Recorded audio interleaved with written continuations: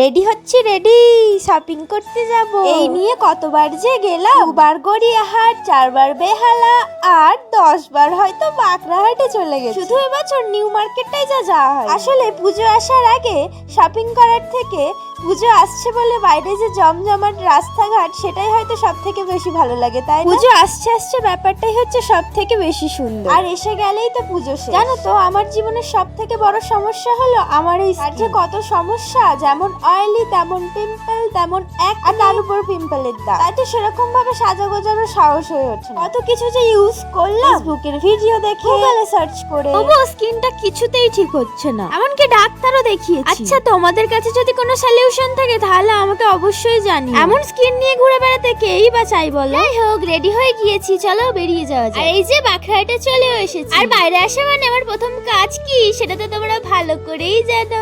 ওই আর কি, ফুচকা খাওয়া। আমাকে না, ভাইয়ের এক্সপ্রেশনটা একবার দেখো। ওকে কাকু ঝাল দিয়ে ফেলেছে, ওটাই আর কি বলার চেষ্টা করছি। যাই হোক, তারপরে চলে আসলাম এই দোকানটাতে কিছু ক্লিপ কেনার জন্য। আমার ভাইকে দেখছো তো, আমার ভাই আমাকে সবসময় এরকম ভাবে বিরক্ত করে। যাই হোক, তারপর ক্লিপ কেনার পর চলে আসলাম এই কানের গুলো দেখতে দেখতে দেখতে একটা তো পরেই যাচ্ছিল, কিন্তু পরেনি, ধরে নিয়েছি। কালেকশন গুলো ভালো ছিল, কিন্তু প্রাইস একটু বেশিই বলছিল। তাই আর এখান থেকে কিছু নিলাম না। স্টোরটা ছিল তার মার্কেটের পাশের গলিটা। তারপর এখান থেকে বার হয়ে সোজা চলে গিয়েছিলাম কসমো বাজার। এখান থেকে আমি অনেকগুলো ড্রেস কিনে ফেলেছি। তার মধ্যে বেশিরভাগই পরাও হয়ে গিয়েছে, যেগুলো আমি পূজার জন্য কিনেছি। আর এবারেও এই ড্রেসটা আমার পছন্দ হয়ে গিয়েছিল, কিন্তু কালার গুলো নিয়ে আমি কনফিউজ ছিলাম। আর তাই চলে আসলাম ট্রায়াল দিতে। ওটার মধ্যে কোনটা নিয়েছি বলে তোমার মনে হয় অবশ্যই জানিও। শপিংটা আমার কমপ্লিট হয়ে গেছে, চলো এবার বাইরে যাওয়া যাক, তাহলে তো আবার মা ফোন করে বকা দেবে। তারপর শেষে খেয়ে নিলাম একটু ঘুগনি। আমার এই ভিডিওগুলো তোমাদের কেমন লাগে অবশ্যই কমেন্টে জানিও। ভালো লাগলে অবশ্যই লাইক করে দিও। দেখা হবে নতুন কোনো ভিডিওতে। টাটা।